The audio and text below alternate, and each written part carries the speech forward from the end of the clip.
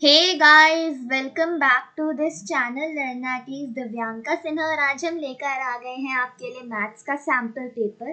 तो sample paper discuss करने से पहले हम देख लेते हैं कि ब्लूप्रिंट क्या है मैथ्स के पेपर का, क्योंकि अभी भी ऐसे बहुत से बच्चे होंगे जिन्हें ब्लूप्रिंट में पता ही नहीं कि कौन कौन से चैप्टर्स आ रहे हैं, किसकी कितनी मार्किंग है। तो वो हम एक बार देख लेते हैं। तो आपका अलजेब्रा में पॉलिनोमियल्स का चैप्टर आ रहा है जो कि पूरे 12 मार्क्स लेगा आपके। उसमें आपके शॉर्ट आंसर भी आएंगे और 3 मार्कर भी आएंगे और 4 मार्कर्स के भी आएंगे, ठीक है। उसके बाद ज्योमेट्री में आपके क्वाड्रिलेटरल्स, सर्कल्स और कंस्ट्रक्शन आ रहा है। उसमें 2 मार्क का क्वेश्चन भी आएगा क्वाड्रिलेटरल में और 4 मार्क का क्वेश्चन भी आएगा। और सर्कल्स में भी 2 मार्कर और 4 मार्कर्स आएगा। और सिर्फ कंस्ट्रक्शन में 3 मार्कर के क्वेश्चन आएंगे। और टोटली आपका मिला के 15 मार्क्स का ज्योमेट्री सेक्शन है। मेंसुरेशन में आपका एक ही चैप्टर है, सरफेस एरियाज एंड वॉल्यूम्स, और उसमें 2 मार्कर, 3 मार्कर और 4 मार्कर सारे टाइप्स के क्वेश्चन आएंगे।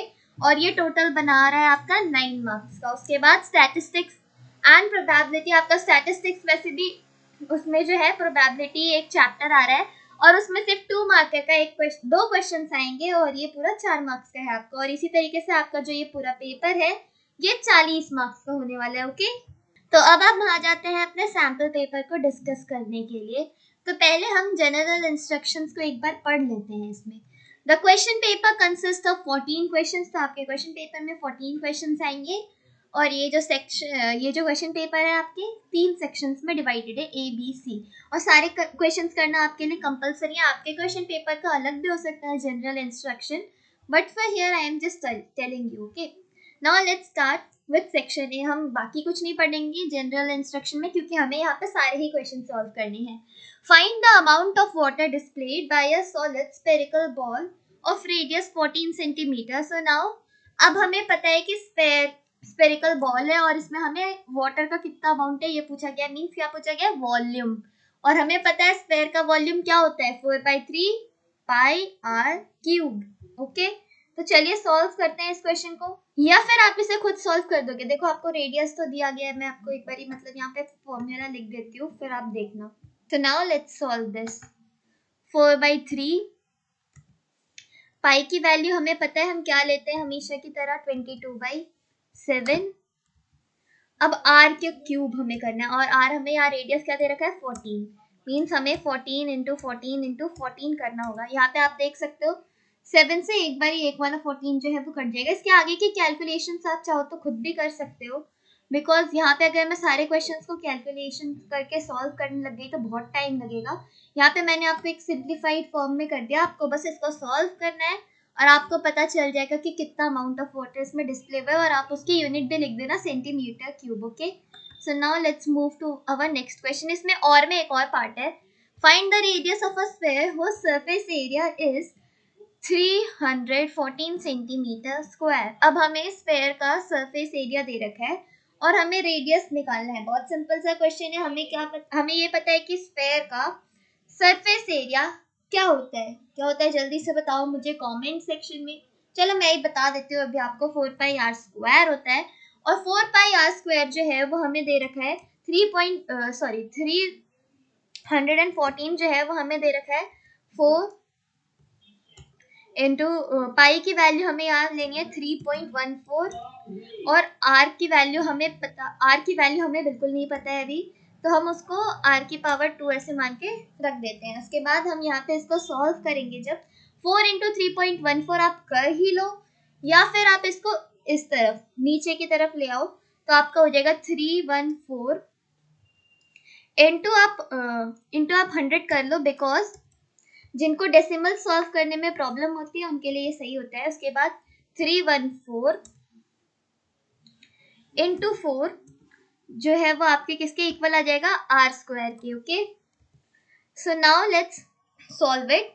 अब यहाँ पे हमें दिख रहा है 314 से 314 तो डायरेक्टली कट हो जाएगा, बिकॉज दोनों सेम ही है।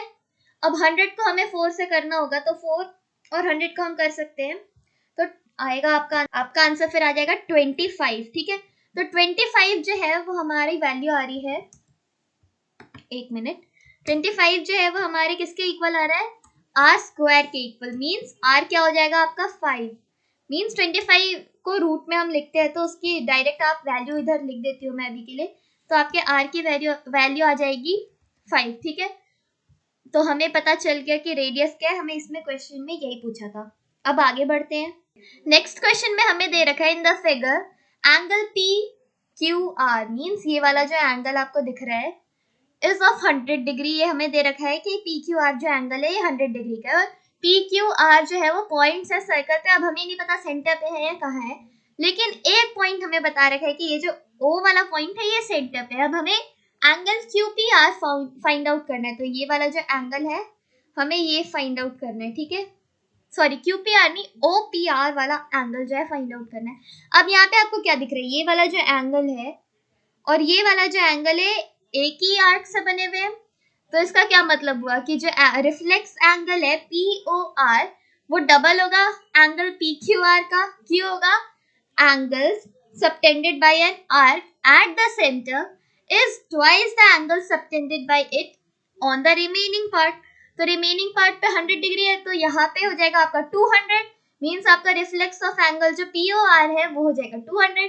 तो मीन्स जो नॉर्मल एंगल है आपका POR वाला वो हो जाएगा आपका 160, हो जाएगा ना, क्योंकि ये पूरा जो है ये एक सर्कल बनता है, तो इसका मतलब होता है 360 डिग्री का एंगल। सो इट मीन्स जब ये वाला जो एंगल है आपको मिल जाएगा, वेट एक बार मैं इसको पेन से मार्क करके दिखाती हूँ वेट, तो आपको ज्यादा अच्छे से समझ जाएगा। तो ये जो एंगल है ये आपको मिल जाएगा 160। And now you can see POR जो है ये एक ट्रायंगल भी बन रहा है कि नहीं, आप बताओ मुझे। ट्रायंगल बन रहा है, देखो यहाँ पे हम कलर दूसरा ले रहे हैं, ये वाला जो है ये एक ट्रायंगल बन रहा है।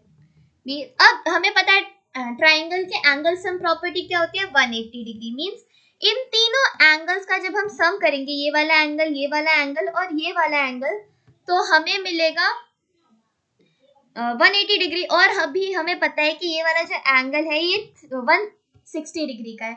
और ना यहाँ पे आप एक चीज और देख सकते हो, इसको हम दूसरे कलर से हाईलाइट करके देखते हैं तो ज्यादा क्लियर होगा। ये वाली जो लाइन है और ये वाली जो लाइन है, दोनों क्या है, radii of the same circle. Means ये दोनों इक्वल है। तो कन्वर्स ऑफ आइसोसेलेस ट्रायंगल वाली जो प्रॉपर्टी है उससे ये वाला एंगल और ये वाला एंगल दोनों इक्वल हो जाएगा। Means 2x plus 160 is equals to 180 degree, हम ऐसा लिख सकते हैं। उसके बाद 160 उस तरफ जाएगा तो माइनस में हो जाएगा, means 2x equals to 20 degree. And उसके बाद x की वैल्यू हमें मिल जाएगी 10 डिग्री, और वही हमें यहाँ पे फाइंड आउट करनी थी एंगल OPR, उसमें से आप एक पे लिख देना। तो अब हम आगे बढ़ते हैं, एक मिनट इसको मैं इरेज कर लूं। नेक्स्ट क्वेश्चन है हमारा, the angles of a quadrilateral are in the ratio 3:4:4:7, find all the angles of the quadrilaterals. अब ये हमें पता है बहुत ही सिंपल सा है, ये मैं आपको नहीं करवाने वाली हूँ, मैं बस आपको समझा देती हूँ कि एंगल सम प्रॉपर्टी जो होती है क्वाड्रिलेटरल की वो होती है 360 डिग्री की। और यहाँ पे हमें रेशियो दिया हुआ है, तो हम कॉमन रेशियो ले लेते हैं x, तो means 3x + 4x + 4x + 7x जो होगा वो हमारा 360 डिग्री के इक्वल होगा। अब हम इन सारे टर्म्स को ऐड कर देंगे तो हो जाएगा 18x equals to 360 degree. And now x की वैल्यू हमें मिल जाएगी 360/18, ठीक है। तो इसके बाद आप सॉल्व कर लेना, क्योंकि बहुत ही सिंपल करके मैंने आपको बता दिया। नेक्स्ट वाला क्वेश्चन भी कुछ इसी के जैसा ही है। Two adjacent angles of a parallelogram are in the ratio of 4:5. Find the angle of the parallelogram. तो अब हमें पता है एडजेसेंट एंगल्स मतलब क्या, आसपास वाले, सामने सामने के एंगल्स। तो उसको एक बार हम यहाँ पे बना के देखते हैं। ये पैरेललोग्राम है आपका, देखो मेरी ड्राइंग पे मत जाना, मैं बहुत ही बेकार ड्राइंग कर सकती हूँ, वैसे भी मुझसे इस पे बन नहीं रहा है, वैसे रुको ये सही नहीं बन रहा, मैं बनाती हूँ। सो ये एक पैरेललोग्राम है, देखो थोड़ा सा टिल्ट हो गया, ये रोम्बस ज्यादा लग रहा है। सो नाउ अब हमें क्या बताया गया कि इसके ये जो एंगल्स है सामने सामने वाले, एडजेसेंट मींस ये वाला एंगल और ये वाला एंगल, अरे ये क्यों मिल रहा है, ये वाला जो एंगल है ये कितना है 4:5 के रेशियो में। मान लो ये वाला 4 है, ये वाला 5 है, ठीक है। अब हमें पता है पैरेललोग्राम के एडजेसेंट एंगल्स का सम कितना होता है 180 डिग्री। मींस हम यहाँ पे फिर से कॉमन मल्टीपल क्या ले लेंगे, x, कॉमन रेशियो वाला मल्टीपल। तो 4x + 5x equals to 180 degree, तो 9x is equals to 180 degree हो जाएगा। मींस x की वैल्यू हम निकाल सकते हैं 180 डिग्री बाई 9, तो कितना मिलेगा हमें 20। तो x की वैल्यू 20 हो जाएगी, तो x 20 इंटू 4 कर देंगे 80 और 20 इंटू 5 100। तो हमें वैल्यूज मिल गए एंगल्स के। अब आगे बढ़ते हैं, ठीक है। इसी क्वेश्चंस को करने में ज्यादा टाइम लग गया है तो वीडियो कुछ ज्यादा ही लेंदी हो जाएगी। Find zeros of the polynomial. अब हमें इस वाले पॉलिनोमियल का जीरो निकालना है, ठीक है। पॉलिनोमियल एक बार हम देख लेते हैं इसकी क्या क्या वैल्यूज दी है, और आप इस तरफ वाले पे देखना, मैं सॉल्व कर रही हूँ। तो हमें अब इसका जीरो निकालना है। किसी भी चीज का जीरो हम कैसे निकालते हैं, उसको जीरो के इक्वल पुट करके। तो अभी हमें यहाँ पे क्या दे रखा है, x माइनस 2 का होल स्क्वायर, और उसके बाद हमें माइनस में दे रखा है x प्लस प्लस 2 का होल स्क्वायर, ठीक है। ये हमें दे रखा है। तो हम इसको कैसे सॉल्व करते हैं, यहाँ पे हमें इसमें एक आइडेंटिटी नजर आ रही है ना, ए स्क्वायर वाली माइनस बी स्क्वायर, इसके फॉर्म में लिखा हुआ है ये। देखो आपको दिख रहा होगा, इसको एक मिनट, इस चीज को मैं हटाती हूँ, एक मिनट। तो यहाँ पे आपको दिख रहा होगा ए स्क्वायर माइनस बी स्क्वायर वाले फॉर्म में। मीन्स आप ये वाला जो आपका टर्म है, इसको आप एक मिनट, ऊपर वाला लेना था, ये वाला a ले लेना और ये वाला b ले लेना। अब इसके बाद हम सॉल्व करते हैं इसको कैसे, देखो। तो ये जो है x माइनस, इसको रुको ब्रैकेट में लेना है हमें, तो ये हो जाएगा x minus 2 plus x plus 2। एक तो ये इसमें एक्सपैंड हो जाएगा, और दूसरे वाले में हम आते हैं तो ये हो जाएगा x plus 2 minus x minus 2। इस फॉर्म में ये एक्सपैंड हो जाएगा आपका। उसके बाद आपको क्या दिख रहा है यहाँ पे, एक मिनट, अब हम इसे देखते हैं। इसी चीज में मैं आपको समझा रही हूँ। इस वाले 2 से ये वाला 2 कैंसिल, ठीक है, और ये x और x दोनों प्लस में ही है, इसलिए 2x हो जाएगा। और दूसरे वाले में ये वाला x और ये वाला x कैंसिल, क्योंकि ये माइनस में आ रहा है, और ये वाला 2 प्लस में हो जाएगा। तो यहाँ पे आपको क्या मिलता है, नेक्स्ट वाले आपको स्टेप में आपको मिलेगा 2x इंटू -4, क्योंकि एक तो 2 माइनस में ही है ना और एक प्लस में है, तो ये हो जाएगा, आपको मिलेगा। अब इसके बाद ये क्या हो जाएगा, -8x। इसकी वैल्यू क्या आएगी आपके पास, -8x। सो अब हमें इसका जीरो निकालना है, तो हमें x की वैल्यू ही जीरो रखनी पड़ेगी। तो इसका फाइनल आंसर क्या होगा, 0 is the zero of this polynomial. समझ आया ये वाला क्वेश्चन? ये थोड़ा सा बड़ा है, बहुतों को ये नहीं भी आया होगा समझ। इसको आप एक दोबारा से रिपीट करके देखना, इसको 2-3 बार आप देखोगे तो आपको समझ आएगा। तो चलो अब हम अपने नेक्स्ट क्वेश्चन की तरफ बढ़ते हैं। अ डाइस इज थ्रोन 200 टाइम्स। अब एक डाइस जो है वो 200 बार उसे फेंका गया है, और उसके जो आउटकम्स हमें पता है डाई के क्या क्या आउटकम्स हो सकते हैं, 1 2 3 4 5 6, और ये सारी उसकी फ्रीक्वेंसीज अब हमें नीचे दे रखी है। तो जब 1 आता है तो उसकी फ्रीक्वेंसी 40 टाइम्स है, 2 की 38 टाइम्स, 3 की 43 टाइम्स, 4 की 29 टाइम्स, 5 की 28 टाइम्स और 6 की 22 टाइम्स। अब हमें प्रोबेबिलिटी बतानी है इन फॉलोइंग इवेंट्स की, कितनी बार हमें 6 मिला। टोटल हमें पता है कितना है, टोटल हमें दे रखा है 200, और probability of an event is the number of favourable outcomes by the frequency of it, ठीक है।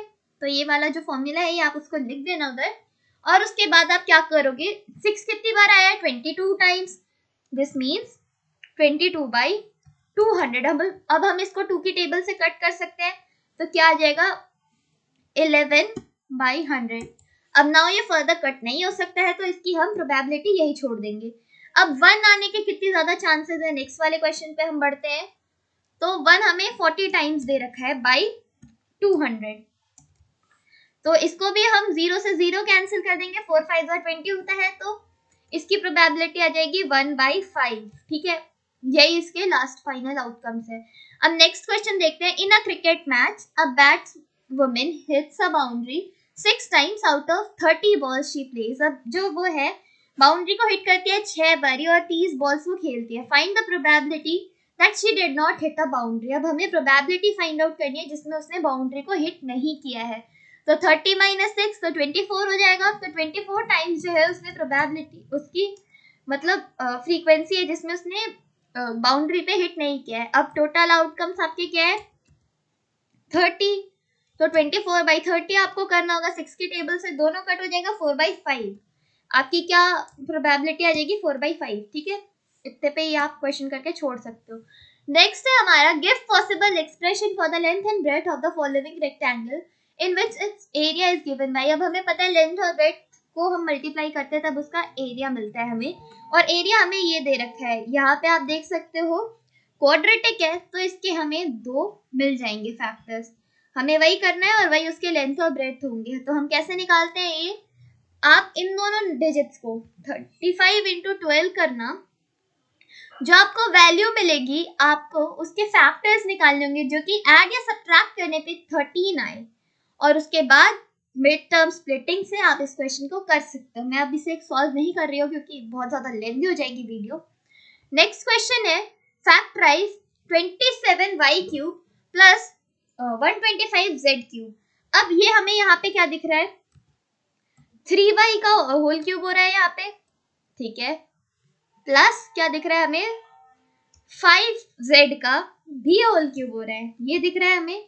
एक हमारे पास आइडेंटिटी होती है x cube plus y cube वाली, तो वो आइडेंटिटी क्या होती है x प्लस y, उसके बाद नेक्स्ट वाले ब्रैकेट में हम लिखते हैं x square plus x y plus y square. तो ये वाली जो है ये आइडेंटिटी होती है जिससे कि हम इस वाले क्वेश्चन का आंसर निकाल सकते हैं। एक्स हमें पता है 3y है, प्लस वाई हमें पता है 5z है। इस फॉर्मूला में आप एक्स और वाई की वैल्यू को रख के इसका आंसर निकाल सकते हो, और इसका आंसर जो आपको मिलेगा वही इसका फाइनल आंसर भी होगा। और दूसरा वाला भी सेम इसी आइडेंटिटी से होता है, बस उसमें एक चीज डिफरेंट कर देते हैं वो लोग, तो वो भी मैं आपको बता देती हूँ 1 मिनट। यहाँ पे जो प्लस है ना ये बस माइनस में कन्वर्ट हो जाता है, बाकी सब में प्लस ही रहेगा, वो नहीं माइनस में कन्वर्ट होता। ठीक है, नेक्स्ट क्वेश्चन पे आप चलते हैं हम। A right circular cylinder just encloses a sphere of radius r. Find the surface area of the sphere. अब हमें और कुछ दिया ही नहीं है, बस हमें रेडियस भी r दे रखी है, तो स्फेयर का सरफेस एरिया क्या हो जाएगा 4πr², यही होता है। नेक्स्ट है curve surface area of the cylinder. Curve surface area क्या होता है सिलेंडर का 2πrh होता है। पाई में कैसे लिखूं, यहाँ पे मेरे पे तो आ नहीं रहा ऑप्शन में, तो मैंने अभी पी लिख दिया, ये पाई है, इसको पाई समझना। ठीक है, पाई स्क्वायर h ये फॉर्मूला होता है। तो अब हमें यहाँ पे हाइट क्या दिख रही है, अगर ये पूरी तरीके से इसके अंदर घुसता है तो मींस डायामीटर जो है वो उसका हाइट होगा, और what is diameter 2 times of r, तो 2r इसकी हाइट हो जाएगी, तो मींस 2πr² और 2r हो जाएगा इसकी वैल्यू। ठीक है, तो ये क्या हो जाएगा 4πr², ये भी 4πr² हो जाएगा, इसका आंसर 4πr², ये भी यही होगा। उसके बाद हमें रेशियोज दोनों का 4πr² ही है, तो दोनों का रेशियो भी सेम ही रहेगा 1:1। तो ये क्वेश्चन बहुत ही ज्यादा इजी है, आपकी एनसीईआरटी बुक में भी है। अब नेक्स्ट क्वेश्चन पे हम आते हैं, वेट इसको मैं इरेज कर दूं 1 मिनट। हमें दे रखा है नेक्स्ट क्वेश्चन में construct a triangle ABC in which BC equals to 7 centimetre. अब हमें BC क्या, एक हम इसका रफ फिगर बना लेते हैं पहले। ठीक है, तो BC हमें दे रखा है 7 सेंटीमीटर, तो ये BC इसकी नेमिंग कर देते हैं।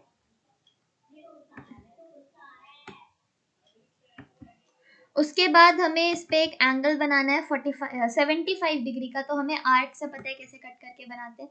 अभी के लिए हम रफ फिगर बना रहे हैं। उसके बाद AB प्लस AC जो है वो 13 सेंटीमीटर को होना चाहिए, तो अब इसकी हम डायरेक्टली एग्जैक्ट फिगर बनाना शुरू करते हैं। तो कैसे बनता है ये, पहले तो आपको BC लेना होगा 7 सेंटीमीटर का। ठीक है, मान लो ये 7 सेंटीमीटर है। उसके बाद आपको आर्क कट करनी तो आती ही होगी, मैं जैसे कैसे बताऊं, यहाँ पे 1 मिनट मैं बताती हूँ कैसे आर्क कट करनी है। पहले तो यहाँ पे एक आर्क कट की, उसी सेम एंगल पे रख के 60 और 120 डिग्री का बनाया, उसके बाद इसको 90 पे इन दोनों एंगल्स का बाइसेक्टर बना के 90 पे इसको कट करवा दिया। उसके बाद इस वाले एंगल का बाइसेक्टर बनाना होगा। मान लो कुछ आता है, जैसे कि ये वाली लाइन थोड़ी पहले मैं एक्सटेंड कर दूं। उसके बाद हमें यहाँ पे से कुछ मान लो 75 के इक्वल आ गया। अब उसके बाद हमें इस वाली जो लाइन को 13 सेंटीमीटर तक एक्सटेंड करना है। वो अभी हमें बहुत लंबी बनानी है, हमें नहीं पता कि कितनी लंबी होनी चाहिए, तो मैं इसको एक्सटेंड करती जा रही हूँ। पार्ट्स में ये पीसेस में कट हो जा रही है, आप कट मत कर देना एग्जाम में बोलना हमने तो ऐसा ही देखा था, ऐसा मत करना, ठीक है। उसके बाद ये आपने मान लो इतनी बड़ी लाइन बना दी। अब आपको अपना कंपास खोल के 13 सेंटीमीटर वाले एंगल पे यहाँ पे एक आर्क कट करनी है, ठीक है। 13 सेंटीमीटर वाले एंगल पे यहाँ पे एक आर्क कट करनी है। वैसे ये कलर दिख नहीं रहा, वे थोड़ा डार्क कलर लेते हैं, हमें कलरफुल जिंदगी पसंद है। ये वाले पे आपने एक आर्क कट की 13 सेंटीमीटर पे। तो अब आप क्या करोगे, इस वाली जगह से ये लाइन क्यों हिल के आ गई, इस वाली जगह से ये वाली लाइन को एक ज्वाइन करोगे आप, ठीक है। और ये पॉइंट आपका वो लाइन नहीं होगा, ये पॉइंट एक्स होगा, ठीक है। ये कोई भी एक रैंडम सा पॉइंट है। रुको मैं बी भी लिख दूं।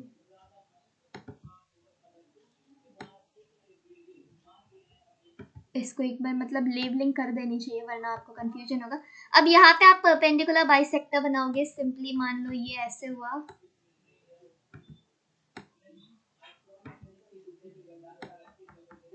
This is your perpendicular bisector, इस पे आपने बनाया। तो अब ये जो परपेंडिकुलर बाइसेक्टर है, इस लाइन पे जहां पे भी टच करेगा तो वो आपका हो जाएगा point A. Means this is your point A, यहाँ पे लिख देते हैं हम, ए पॉइंट है आपका ये, ओके। तो इस तरीके से आप कंस्ट्रक्शन करते हो। आप इसे देख के सोच रहे हो कि कितनी बेकार कंस्ट्रक्शन किया है मैम ने, बट मैं क्या कर सकती हूँ, अभी मेरे पास और कोई ऑप्शन नहीं है, आप अच्छे से बना के आना। अब हम आते हैं अपने सेक्शन सी पे। ABCD is a trapezium. अब ABCD एक ट्रेपीजियम है इन विच AB पैरेलल DC है, ठीक है। BD is a diagonal. अब BD जो है वो एक डायगोनल है। E is the mid point of point AD। AD का मिड पॉइंट है E, ठीक है। A line drawn through E। अब एक लाइन जो है वो E से हमने ड्रॉ की है, जो कि AB के पैरेलल है, इंटरसेक्टिंग BC at F। और ये BC को इंटरसेक्ट करती है F पॉइंट पे। अब हमें दिखाना है कि F जो है वो भी मिड पॉइंट है उसका। तो अब यहाँ पे आपको मैं बस बता रही हूँ, ये क्वेश्चन आप खुद भी सॉल्व कर लोगे। ये वाला जो है ये इसका मिड पॉइंट है, मींस ये वाली लाइन और ये वाली लाइन इक्वल है, ये इसके पैरेलल है, ये वाली लाइन और ये वाली लाइन पैरेलल है। तो हम कन्वर्स इस ट्रायंगल के अंदर अगर हम देखें ADB के अंदर, तो ये converse of mid point theorem से यहाँ पे हमने एक पॉइंट और ले लिया, मान लो G। तो converse of mid point theorem से BD को बाइसेक्ट करेगी G पॉइंट, और G जो है वो मिड पॉइंट होगा, मींस DG जो है वो BG के इक्वल होगा। और ये EG जो है वो AB के भी पैरेलल है और DC के भी पैरेलल है, क्योंकि AB जो है वो DC के पैरेलल है। ये हमें मिलता है converse of mid point theorem से। अब ना सेम चीज हम करेंगे, G से F तक ये वाली लाइन एक्सटेंड हुई है, हमें पता है G जो है वो BD का मिड पॉइंट है, CD के पैरेलल है, तो उससे जो लाइन ज्वाइन हो रही है F तक, तो by converse of mid point theorem F जो है वो भी मिड पॉइंट है BC का और पैरेलल है CD के। ये चीज आपको समझ आई होगी, नहीं आई होगी तो आप अपनी बुक का क्वेश्चन है ये सॉल्व करके देखना, उसमें आपको पता चल जाएगा। अब prove that equal chords of a circle are equi distance from the centre. अब सर्कल बना लेते हैं पहले तो।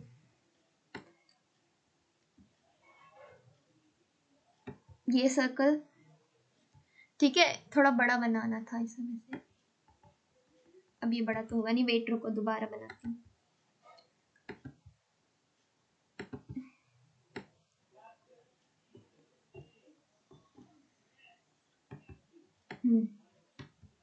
दो सर्कल क्यों बन रहे हैं। हाँ तो मान लो ये सर्कल है, ये वाला मत मान के चलना, ठीक है, वो गलती से बन गया है। अब हमें बताने इक्वल कॉर्ड्स जो है सर्कल की, वो मींस मान लो ये वाली एक कॉर्ड है, ये कॉर्ड और ये कॉर्ड, अरे ये सर्कल क्यों मिल रहा है, एक मिनट, वेट अ मिनट। और ये कॉर्ड जो है वो इक्वल है। अब हमें बताना है कि ये सेंटर से भी इक्वी डिस्टेंस, सेंटर से जो परपेंडिकुलर इस पे बनता है वो इक्वी डिस्टेंस पे होना चाहिए। ये जो पॉइंट है ये इसका सेंटर है मान लो। अब हमें क्या बताना है कि जो फ्रॉम, अब वो सेंटर से इक्वल डिस्टेंस पे मींस हमें यहाँ पे ये वाली, एक मिनट यार ये क्यों हिलता है बार बार, ये वाली लाइन और ये वाली लाइन इक्वल डिस्टेंस पे मींस ये और ये इक्वल होने चाहिए। तो हम इसके नेमिंग कर देते हैं पहले। ये मान लो